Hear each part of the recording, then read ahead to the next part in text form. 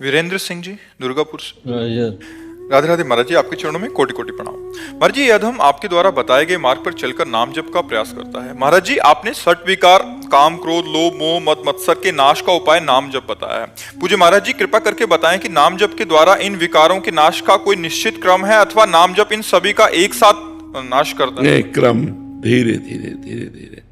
इनको पहली बात तो है, जैसे आप गृहस्थ हो तो इसके दो विभाग कीजिए। एक भोग प्रवृत्ति को धर्म पूर्वक भोगना, और एक भोग प्रवृत्ति जो मनमानी भोगना अधर्म पूर्वक।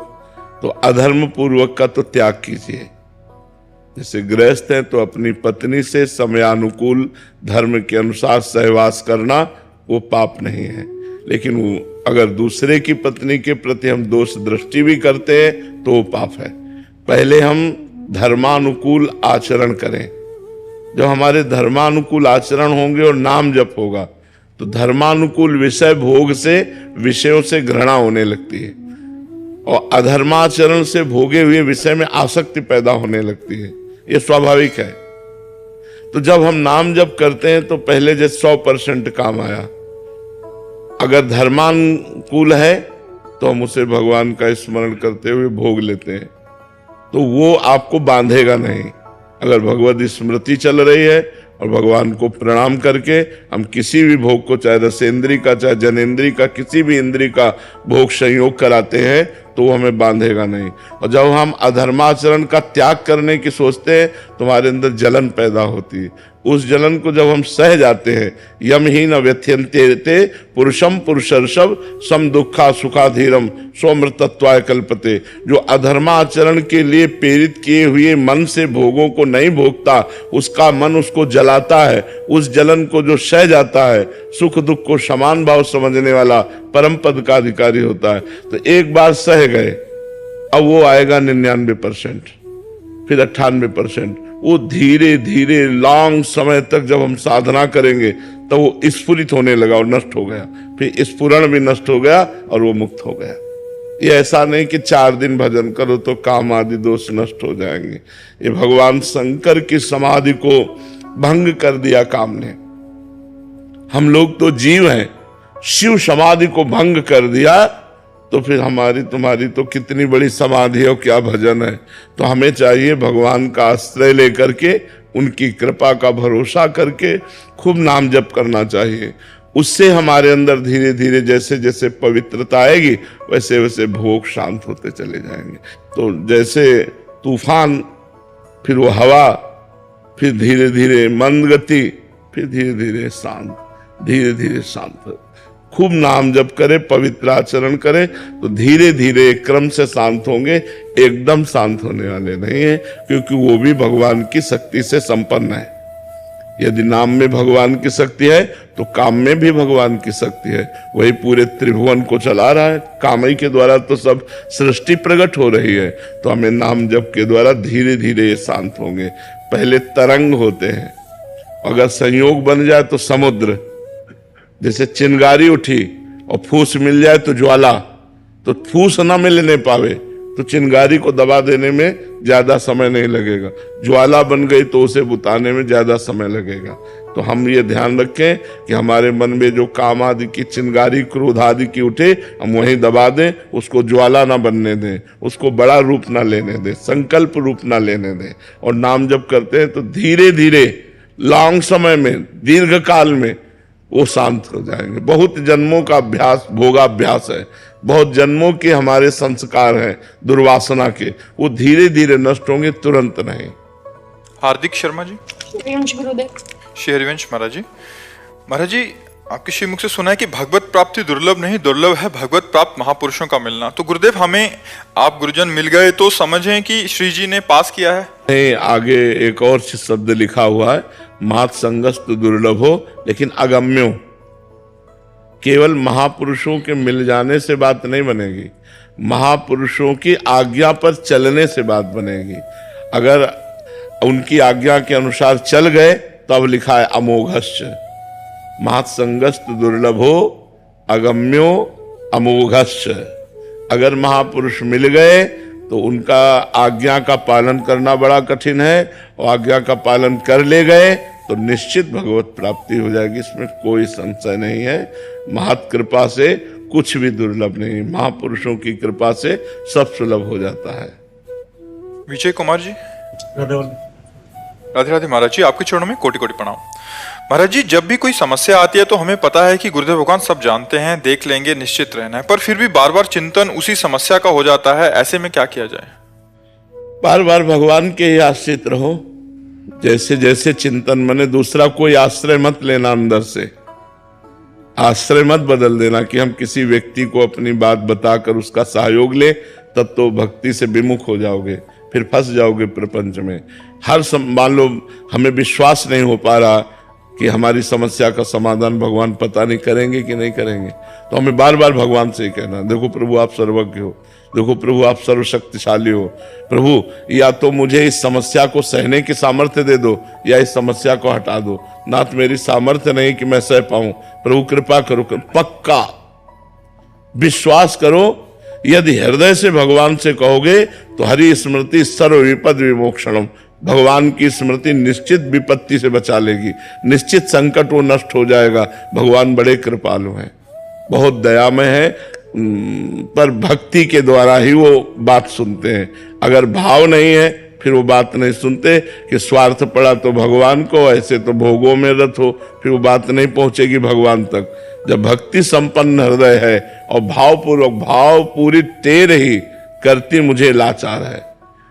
अगर भाव नहीं है तो भाव बिन सुनी पुकारे मैं कभी सुनता नहीं।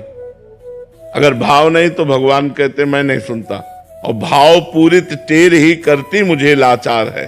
जब भाव से कि नाथ आपके सिवा हमारा कोई नहीं, और हृदय से भक्ति पूर्ण भाव से, तो फिर भगवान वो बात सुन लेते हैं और निश्चित उस विपत्ति को बड़े अच्छे ढंग से, ऐसे कि जिसमें हमें दुख न पड़े, अपमान न सहना पड़े, और हम निकल जाते हैं। भाव्या जी पानीपत से। राधे राधे महाराज जी। महाराज जी, ममता क्या है और इससे कैसे खत्म किया जाए? अपने शरीर का राग, अपने शरीर संबंधियों का राग, इसे ममता कहते हैं। आसक्ति, प्रियता, जैसे हमारा शरीर हमको बहुत प्रिय लगता है, इसको किसी भी तरह दुख ना पहुंचे, ये किसी भी तरह नष्ट ना हो, इसे बहुत प्यार है, इसी प्यार को ममता कहते हैं। ऐसे अपने पुत्र में ममता है, अपनी माँ में ममता है, अपने पिता में ममता है, सबकी ममता जब एक जगह घसीट कर लगा दी जाती है प्रभु में तो भक्ति हो जाती है, और जब ये फैल जाती है तो इसी को राग कहते हैं, इसी को आसक्ति कहते हैं, इसी को ममता कहते हैं। तो पूरे परिवार, जननी जनक बंधु सुतदारा, तन धन धाम सुहृद परिवारा, सबकी ममता ताग बटोरी, मम पद मन ही बांध बटोरी। धन में, मकान में, परिवार में, रिश्ते नाते में, भोगों में जो हमारा प्यार है, जो हमारी आसक्ति है, उसी को ममता कहते हैं। जो प्रियता है उसी को ममता कहते हैं। आंचल सिंह जी।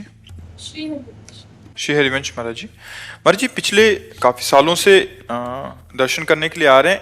यहाँ से जब जाते हैं 10-15 दिन मन बहुत प्रसन्न रहता है, पर धीरे धीरे भय, चिंता, डर सब एक साथ घेर लेते हैं। नाम जब भी कम होने लगता है, मन घबराता है। फिर दर्शन करके आते हैं, फिर थोड़ा ठीक होता है। महाराज जी, शरणागत भी लेना चाहते हैं, बट फिर डर लगता है कि कहीं आज्ञा का उल्लंघन हो गया तो फिर फिर भय, इसी में जीवन व्यतीत हो रहा है महाराज। नहीं, शरणागत ले लेना चाहिए। तो शरणागति से जब हम भगवान का भरोसा ले लेते हैं तो लगता है कि कल कहीं कोई गलती न हो जाए तो भगवान है ना, गलती हो जाएगी तो क्षमा कर देंगे या गलती होने नहीं देंगे। जब भगवान पर भरोसा हो जाता है तो हम निर्भय होने लगते हैं। जब भगवान पर भरोसा हो जाता है तो हम निश्चिंत होने लगते हैं। जब भगवान पर भरोसा हो जाता है तो हम निशोक होने लगते हैं। इसलिए हमें बहुत जल्दी भगवान की शरणागति लेना चाहिए। ये डरना नहीं चाहिए कि अपराध बन जाएगा। भगवान कहते करो सदा तिनके रखवारी, जिम बालक राखे महतारी। जैसे माँ अपने बच्चे की रक्षा करती है, ऐसे मैं अपने शरणागत की रक्षा करते हूँ। तो शरणागत तो ले ही लेना चाहिए और सावधानी रखनी चाहिए, कोई गलती ना होने पावे, और खूब नाम जप करो। और रही ये बात कि माया में जाने से हमारा भजन धीरे धीरे कम होने लगता है, तो स्वाभाविक है। जैसे मोबाइल खर्चा करोगे तो बैटरी डिस्चार्ज होती है, तो फिर चार्ज करनी पड़ती है। ऐसे हमारे भी भाव चार्ज होते हैं जब हम सत्संग सुनते हैं, संतों से मिलते हैं, भगवत धाम तीर्थ यात्रा करते हैं, तो हमारे अंदर अच्छे परमाणु आते हैं, हमारे अंदर भागवतिक शक्ति आती है, तो हमारा भजन चलने लगता है, अच्छे विचार चलने लगते हैं। और जब हम संसार को देखते हैं, गलत लोगों के आचरण देखते हैं, गलत संग होता है, तो हमारी भागवतिक बैटरी डिस्चार्ज होने लगती है, तो हमारा मन उन्हीं में लगने लगता है। तो हमको चाहिए कि बार बार सत्संग सुने। अगर सत्संग नहीं मिल रहा तो संतों की वाणी सुने मोबाइल से, और संतों की वाणी जैसे गीता प्रश्य है तो पूज्य राधा बाबा की, पूज्य भाई जी महाराज हनुमान प्रसाद पोद्दार जी की, पूज्य स्वामी राम सुखदास जी की, पूज्य जयदयाल गोयनका की छोटी छोटी पुस्तिकाएं हैं, उनको खरीद ले। 2 पेज ही रोज पढ़े तो उनसे हमारे अंदर सद्भावना बढ़ेगी। शास्त्र स्वाध्याय से हमारे अंदर ज्ञान बढ़ता है, हमारे अंदर भागवतिक अध्यात्म पावर आता है, जिससे हम माया के परमाणुओं को दबाकर भक्ति के परमाणुओं को बढ़ा सकते हैं। तो हमें ऐसा करना चाहिए। अनिल जी हिसार से। राधा वल्लभ श्री हरिवंश। श्री हरिवंश महाराज जी। महाराज जी, आपके सत्संग के प्रभाव से 2 साल से शराब व पाप कर्म सब त्याग दिए हैं और आपके द्वारा बताए गए मार्ग पर चलने का प्रयास कर रहा हूँ। महाराज जी, मेरा प्रश्न है कि आपने 13 वर्ष की आयु में घर छोड़ा और भगवत प्राप्ति के लिए निकल पड़े। गुरुदेव, आपने कंचन, कामनी, कीर्ति, इन तीनों बड़ी रुकावटों को पार किया, इसके बाद रिद्धि सिद्धि प्राप्त की आपने। अब तो तीनों घेर लिए हैं लेकिन जैसे भुने हुए चने में कितना भी खाद पानी लगा दो अंकुरण नहीं होता, जैसे ऊसर में कितना भी खाद पानी लगा दो घास नहीं उगेगी, ऐसे ऊसर बरसे तृण नहीं जामा, संत हृदय जिम उपज न कामा। हम इतने लोग बैठे हैं, किसी का चेहरा नहीं देख रहे हैं, और देख सबकी रहे तरफ रहे हैं, क्योंकि हमारा जो चल रहा है हम वही देख रहे हैं और बस देखने का नाटक कर रहे हैं। तो लाखों लोग मिल जाते हैं, हमारे एक भी फोटो दिमाग में नहीं आती, बस ऐसे चल रहा है, हम ऐसे देख रहे हैं, हमारी आंखों में जो चल रहा है वो चल रहा है। ऐसे ही भगवान का भक्त भगवान की कृपा से संसार में रहते हुए संसार से असंग रहता है। असंगता भगवान की कृपा से आती है, ऐसे नहीं। महत्व खत्म हो गया, फिर सोने का मुकुट रखा है तो क्या फर्क पड़ा, और महत्व है तो एक कील का भी महत्व हो जाएगा। महत्व खत्म हो जाए संसार से, फिर राजा की तरह सिंहासन में बैठा है तो कोई फर्क नहीं, फुटपाथ में बैठा है तो कोई फर्क नहीं, 4 लोग प्रणाम कर रहे हैं तो कोई फर्क नहीं, 4 लोग निंदा कर रहे हैं तो कोई फर्क नहीं।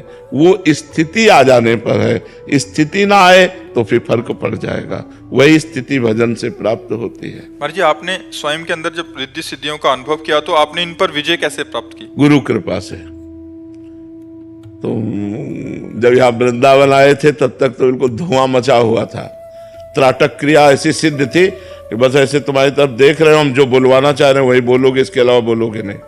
ये सब बातें खत्म हो गई ये गुरु कृपा से। गुरु जी ने कहा कि अगर प्रेम मार्ग में चलना है तो ये संन्यास मार्ग की इन सब बातों को हटाना पड़ेगा, इन सिद्धियों को हटाना। तो हम कहा हमारे बस की नहीं रही, तो फिर बरसाने गए और राधा बाग में, तो बस उन्हीं की कृपा से सब। इधर भी ऐसे अनुभव होते थे किसी को देख के, मतलब ऐसा?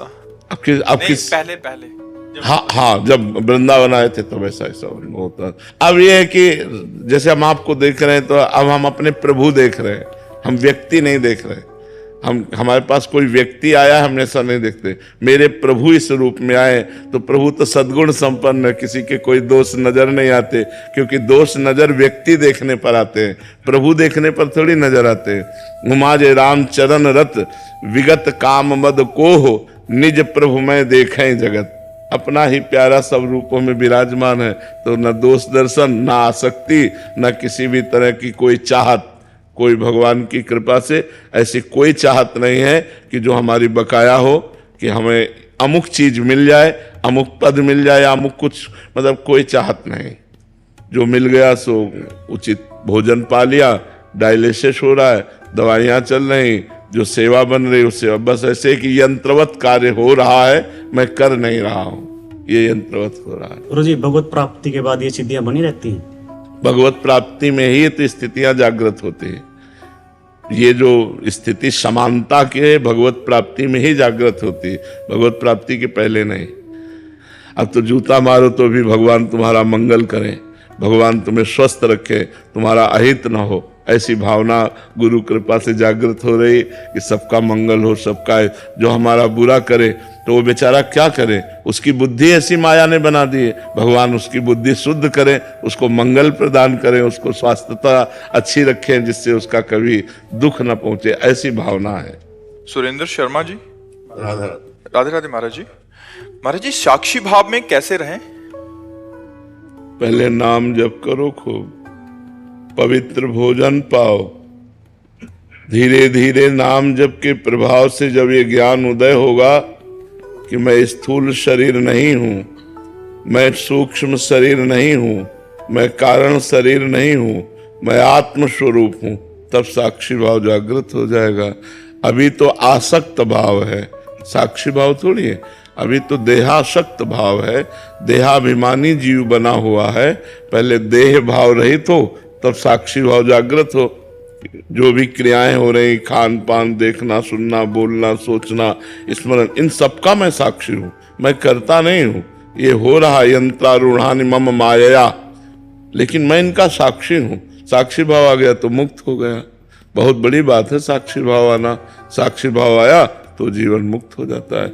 इसलिए नाम जप करो, शास्त्रों का स्वाध्याय करो, पवित्र आचरण करो, पवित्र भोजन, पवित्र विचार और संतों का संग, ये सब मिलाकर आपकी अविद्या का नाश करेंगे, तब ज्ञान प्रकाशित हो जाएगा।